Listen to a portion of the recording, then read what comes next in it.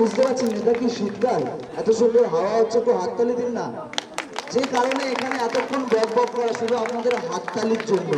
পিছনে তো সবাই দাঁড়িয়েই আছেন এরকম ভাবে, কি হচ্ছে।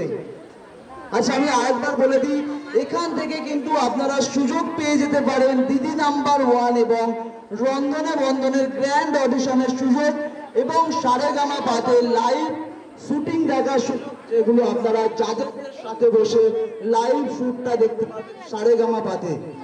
তো এই অপশনগুলো কি আপনারা মিস করবেন?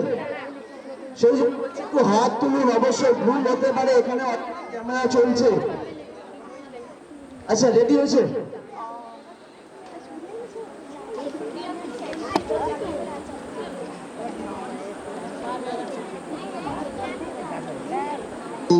কাজল